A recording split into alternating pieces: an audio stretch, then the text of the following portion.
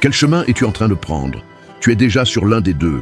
Peu importe qui tu es, ce que tu as fait ou ce en quoi tu crois, à cet instant même, tu es déjà engagé sur l'un des deux chemins. Il n'existe pas de neutralité spirituelle. Soit tu marches vers la vie éternelle, soit vers la perdition. Ça semble radical. C'est parce que ça l'est.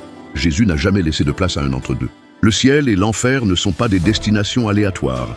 Ce sont des résultats de choix quotidiens, conscients ou non. Beaucoup pensent être aux commandes de leur vie, alors qu'ils sont dirigés sans s'en rendre compte. Un simple « je verrai ça plus tard » peut déjà t'éloigner de Dieu. La vérité, c'est que le chemin le plus séduisant n'est pas toujours le bon, et celui qui paraît le plus difficile n'est pas forcément le mauvais. Et pire encore, la route large ne commence jamais avec des panneaux d'avertissement, elle commence avec des promesses attrayantes. Si tu penses pouvoir décider plus tard, peut-être que cette vidéo est le dernier avertissement que Dieu t'envoie. Alors regarde jusqu'au bout, l'enjeu est bien plus grand que tu ne l'imagines. Depuis le commencement, Dieu a confié à l'homme quelque chose qu'aucune autre créature n'a reçu, le pouvoir de choisir. Dans le jardin d'Éden, il a placé l'arbre de vie et celui de la connaissance du bien et du mal. Et il a dit, tu n'en mangeras pas. Genèse 2, 17. Mais regarde bien, il n'a pas mis de barrière autour, ni d'ange armé pour surveiller. Cela montre bien que le libre arbitre n'est pas un abandon divin, mais un honneur. Dieu voulait des enfants, pas des pantins. Adam et Ève avaient tout, la communion, la provision, la paix. Mais ils avaient aussi la liberté de dire oui ou non. Et ce choix a déterminé le destin de l'humanité. Le péché est entré par un oui donné à la tromperie. Pourtant, le fait de pouvoir choisir montre combien nous sommes aimés. Le Seigneur a préféré courir le risque de notre ingratitude, plutôt que de nous priver de la dignité de choisir. C'est un amour qui respecte, pas un contrôle déguisé en protection. Aujourd'hui, ce même libre arbitre est entre tes mains. Chaque décision a du poids, chaque action a des conséquences. La vie chrétienne ne se résume pas à obéir à des règles, mais à marcher avec discernement. Comme Josué l'a dit au peuple, choisissez aujourd'hui qui vous voulez servir. Josué 24, 15. Mais comment savoir si l'on choisit le bon chemin? Comment discerner quelle route mène à la vie et laquelle conduit à la perdition? Il y a quelque chose que Jésus nous a révélé et qui éclaire cette question. Jésus a été très clair lorsqu'il a parlé des deux chemins. Dans Matthieu 7, 13, 14, il a dit « Entrez par la porte étroite, car large est la porte, spacieux est le chemin qui mène à la perdition, et resserré est le chemin qui mène à la vie, et il y en a peu qui le trouvent. » Autrement dit, peu de gens choisissent le chemin de la vie, car il demande des renoncements. Le chemin large, lui, est bondé, acclamé, mais vide de sens. Le problème, c'est que le chemin large paraît inoffensif au départ. Il déborde de liberté, sans exigence, sans confrontation, sans croix. Mais un peu plus loin, il fait payer le prix fort. Le diable n'est pas pressé, il séduit lentement, adoucit la route et ne révèle le précipice que quand l'âme est affaiblie. En face, le chemin étroit est resserré, mais chaque pas est rempli de la grâce de Dieu. Chaque douleur a un sens, chaque renoncement bâtit l'éternité. La vérité, c'est que personne n'entre au ciel par accident, mais beaucoup glissent vers l'enfer par facilité. Le confort du moment ne doit jamais valoir plus que la récompense éternelle. Le chemin étroit n'est pas populaire, mais il est sûr. Et même s'il est difficile, il offre une précieuse compagnie.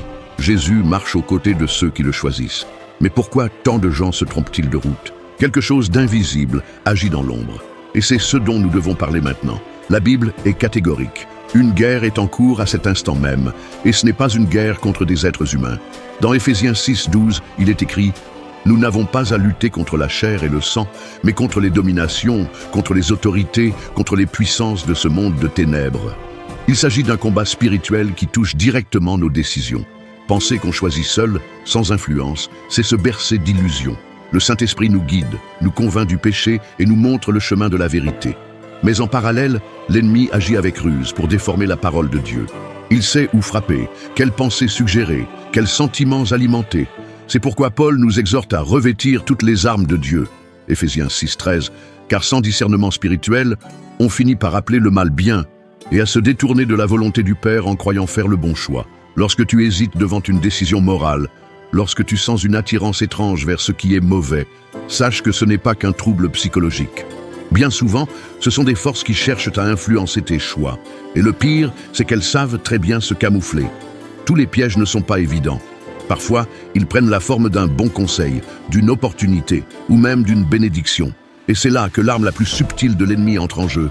Satan n'est pas stupide, il est stratège. Dans la deuxième lettre aux Corinthiens 11, 14, Paul avertit « Satan lui-même se déguise en ange de lumière ». Cela signifie qu'il ne vient pas toujours faire peur, mais plutôt séduire. Tu vois ce raccourci qui semble trop parfait? Cette offre sans effort? Cette relation qui ignore les principes mais paraît irrésistible? C'est souvent ainsi que le mal se présente, séduisant à l'extérieur, destructeur à l'intérieur. Le problème, c'est qu'en l'absence de discernement, le mensonge peut ressembler à un miracle.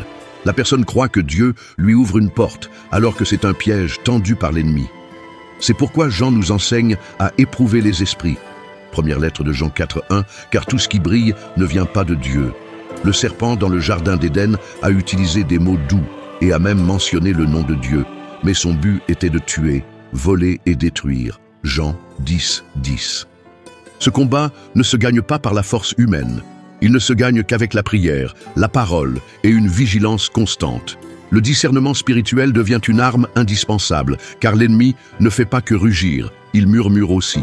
Et celui qui n'est pas vigilant peut suivre cette voie en croyant faire le bien. Mais au milieu de tant de voix, il y en a une seule qui ne ment jamais, qui ne force jamais et qui appelle toujours avec vérité. Jésus ne crie pas, il appelle. Dans Apocalypse 3:20, il dit « Voici, je me tiens à la porte et je frappe. Si quelqu'un entend ma voix et ouvre la porte, j'entrerai. » Il ne force pas les cœurs, il attend. Dans un monde rempli de cris et de bruit, sa voix est douce, mais irrésistiblement puissante. Quand il dit « Suis-moi », il n'offre pas une religion, mais la vie, pas une routine, mais un but, pas un fardeau, mais une transformation. Le plus beau, c'est qu'il ne fait pas que montrer le chemin, il l'emprunte avec nous. Contrairement aux faux guides qui disent « Vas-y », Jésus marche à nos côtés. Il nous soutient quand nous trébuchons et nous relève quand nous tombons. Dans Jean 10, 27, il déclare « Mes brebis entendent ma voix, je les connais et elles me suivent ». Cet appel n'est pas pour ceux qui se croient dignes, mais pour ceux qui sont prêts à faire confiance et à obéir, même sans tout comprendre. L'invitation est lancée, mais la réponse n'est pas collective, elle est personnelle. Chaque personne, à un moment donné, entend cette voix. Cela peut être à travers une parole, une douleur, un rêve, ou même maintenant, pendant que tu écoutes ceci. Et ce que tu fais de cet appel change tout, car le temps pour décider n'est pas infini. Et la plus grande erreur spirituelle, c'est de croire qu'on a encore beaucoup de temps pour réfléchir. L'illusion du « je verrai ça plus tard » a éloigné beaucoup de la voie du salut. La Bible est claire dans Hébreux 3:15. Aujourd'hui, si vous entendez sa voix, n'endurcissez pas vos cœurs. L'ennemi n'a pas besoin que tu rejettes Jésus. Il lui suffit que tu repousses l'instant. Chaque plus tard est un risque, car nul ne sait s'il y aura un lendemain. L'éternité ne se décide pas plus tard. Elle se construit dès maintenant. Tandis que le monde te distrait, le ciel te regarde. Chaque décision, même minime, te rapproche d'un des deux chemins. Quand tu dis « je n'ai pas le temps pour Dieu », tu es, sans le savoir, en train de dire oui à l'autre côté. Et le plus grave, c'est que ce choix ne se fait pas toujours dans la rébellion. Parfois, c'est par confort, par froideur, par négligence. Et cela peut être tout aussi dangereux. Mais même si ta vie a pris la mauvaise direction, il y a encore de l'espoir. Si tu respires encore, c'est que Dieu te donne encore du temps. Il est en train de te dire « Reviens à moi ». Le ciel n'a pas fermé ses portes. La grâce est encore accessible. Et même celui qui s'est égaré pendant des années peut tout changer par une décision sincère, ici et maintenant. Car Dieu ne renonce jamais, même quand tout le monde t'a abandonné. Dieu n'est pas comme les hommes, prompt à se lasser et à tourner le dos. Il est patient, rempli de compassion, et attend avec amour que le pécheur rentre à la maison. Dans la deuxième lettre de Pierre 3:9, il est écrit « Le Seigneur ne tarde pas dans l'accomplissement de la promesse, mais il use de patience envers vous, ne voulant pas qu'aucun périsse, mais que tous arrivent à la repentance. » Tant qu'il y a de la vie, il y a une chance. Tant qu'il y a du souffle, il y a possibilité de recommencer. Même si tu t'es éloigné, perdu dans de mauvais choix, Dieu t'appelle encore par ton nom. Il ne t'a pas oublié, même si toi tu l'as oublié. Comme le père du fils prodigue dans Luc 15, il te guette de loin, espérant te voir revenir. Et le plus merveilleux, c'est qu'il ne veut pas t'humilier, il veut te restaurer. Il court vers toi, te revêt d'honneur et prépare une fête. L'ennemi dira qu'il est trop tard, que c'est fini pour toi, que Dieu ne veut plus de toi. Mais tout cela est faux. La croix a été le plus grand cri d'amour de toute l'histoire, et elle tient encore debout. La porte de la grâce est encore ouverte, et il te suffit d'un pas sincère, un seul, car un jour, cette porte se refermera. Et alors, il n'y aura plus de choix, seulement des conséquences. Il arrive un moment où l'on ne peut plus fuir. Soit tu choisis, soit le choix se fait sans toi. Dans Deutéronome 30, 19, Dieu dit « J'ai mis devant toi la vie et la mort, la bénédiction et la malédiction. Choisis donc la vie afin que tu vives. » Cette décision est personnelle. Personne ne peut décider à ta place. Ne pas choisir, c'est déjà choisir. Et dans ce cas, c'est un jeu bien trop dangereux. Chaque être humain se retrouve un jour à une croisée des chemins. D'un côté, la porte large, confortable, populaire, mais qui mène à la perdition. De l'autre, la porte étroite, qui demande des renoncements, mais conduit à la vie éternelle. Et entre les deux, il y a ton cœur. Jésus ne cherche pas à te convaincre par la peur, mais à t'attirer par la vérité. Mais il ne marche qu'avec ceux qui se positionnent. Aujourd'hui, Dieu ne te demande pas des explications, il te demande une décision. Il n'attend pas de toi la perfection, mais la sincérité. Ce n'est pas une question d'être assez bon, c'est une question de lui faire assez confiance pour le suivre. Car en fin de compte, il n'y a que 2 chemins, 2 maîtres, 2 destinations. Et ignorer cela, c'est la plus grande erreur de la vie. Alors, devant ce choix, quelle sera ta réponse? Tu as peut-être passé toute ta vie à marcher sur le mauvais chemin, mais tu n'es pas obligé de faire un pas de plus dans cette direction. Jésus ne t'a pas appelé à être un numéro dans la foule, il t'a appelé à être sauvé. Ce n'est pas une question de religion, mais de rédemption. Il ne s'agit pas de porter la culpabilité, mais de vivre la grâce. Si aujourd'hui le Saint-Esprit a touché ton cœur, ne l'endurcis pas. La décision que tu repousses pourrait être celle qui te manquera demain. La croix n'était pas symbolique, elle était réelle. C'était du sang, de la douleur, un choix. Jésus est mort pour toi avant même que tu ne viennes au monde. Et aujourd'hui, il t'appelle à vivre avec lui. Pas seulement au ciel, mais dès maintenant, avec un but, une direction et une paix que le monde ne peut offrir. Celui qui croira et sera baptisé sera sauvé. Marc 16, 16. Mais celui qui refuse cet appel ne pourra pas dire plus tard qu'il ne savait pas. Alors maintenant, si ce message t'a parlé, écris ici en commentaire « Je choisis le chemin de la vie ». Que ce soit le premier pas d'un nouveau départ. Que Dieu te bénisse aujourd'hui et pour toujours. Amen.